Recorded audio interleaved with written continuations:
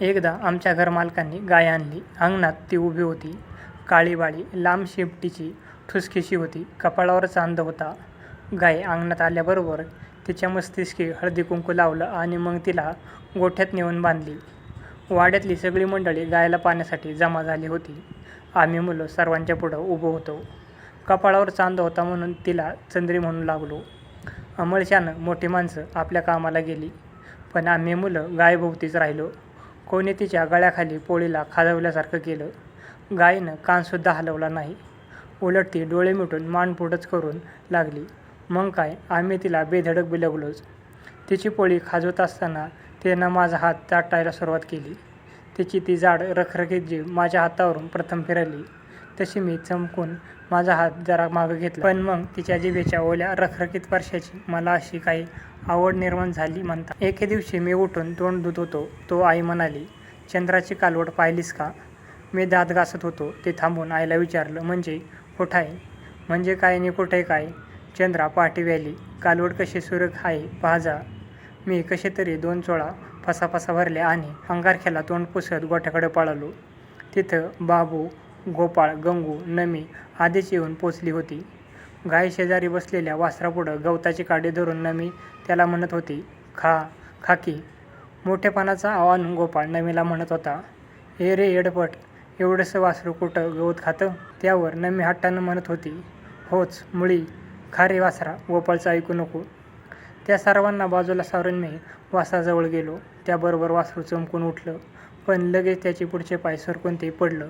चंद्री रवंत थांबून त्याची तांबूस लोकर जोरजोरानं चाटू लागली. तिनं त्याचं सगळं अंग चाटून काढलं.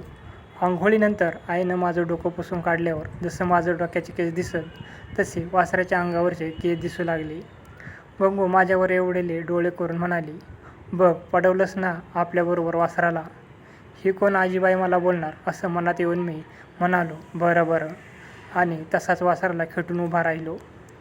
पुढं कितीतरी दिवस वासराच्या कौतुकातच गेले. 4-5 दिवसात ते चांगलं उभं राहू लागलं. जसजसं वासरू वाढत होतं तसतशी त्याच्या अंगावरची लोकर छान साफ होत होती. तिच्यावर चमक येत होती. चंद्रासारखाच त्या वासराच्याही कपाळावर चांद होता.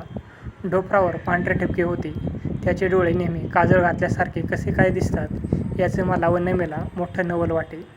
त्याचं नाव काय ठेवायचं याचाही खूप चर्चा झाली. शेवटी काकू एक दिवस म्हणाल्या, हरणासारखी दिसते कालवड, हरणीच म्हणावं तिला.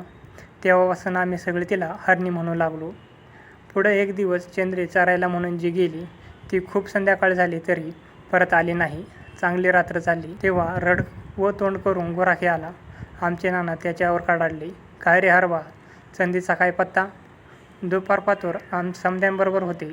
पुढं कुठं गेली त्याचं पत्ता? हरबा वाक्य पूर्ण करू न देता नाना गरजले, गुरु राखता का झोपा काढता? जा शोधून आणा गाय. आम्ही चुपचाप सगळं ऐकत होतो. हरणी तर संध्याकाळपासून दाराकडं तोंड फिरून हंबरत आली होती. रात्र वाढत चालली तसतसे हरणीचं हंबरणं आम्हाला ऐकवेना. तिला वरून दूध पाजून पाहिलं, पाणी पाजून पाहिलं. तिच्या अंगाखाली गवताची शेज केली. थंडी वाजू नये म्हणून तिच्या अंगावर पोतं टाकलं, पण कशाचाही काही परिणाम होईना. चंद्रीच्या चाटण्याचं सर कशाला येणार? ती थरथर कापत होती आणि घोगरं हंबरत होती. त्या दिवशी आम्हाला धड जेवणसुद्धा सुचलं नाही. सकाळ झाली तरी चंद्राचा पत्ता लागेना. हरणी तर मलूल होऊन पडली होती. आता तिचं हंबरणंही थांबलं होतं. फक्त दाराकडं तोंड करून ती जरा उघडल्यासारखं करी, एक श्वास सोडी, पुन्हा डोळे मिटून पडून राही. आमच्या सगळ्यांच्या तोंडचं पाणी पळालं. 7:30-8च्या सुमार असेल. आम्ही अंगणात हरणीच्या अवतीभोवती होतो. इतक्यात दाराबाहेरून एक मोठा हुंकार आला. काकू अंग धुत होत्या. त्यांनी आवाज ओळखला. त्या तशाच उभ्या राहिल्या आणि उद्गारल्या, आली वाटतं चंद्री. खरंच म्हणून आम्ही तोंड वळवली. तो चंद्री दरवाजामधून जी सुसाट पळत आली ती अंगणात येऊन हरणीपाशी उभी राहिली. इतका वेळ अर्धमेली होऊन पडलेली हरणी वीज अंगात भरावी तशी ताडकन उभी राहिली. चंद्रीची कास तटली होती. तिला पाहणं अनावर झाला होता. हरणीचे तोंड कासीला लागण्याआधीच तिच्या अंचळातून भळाभळा दूध सांडू लागलं.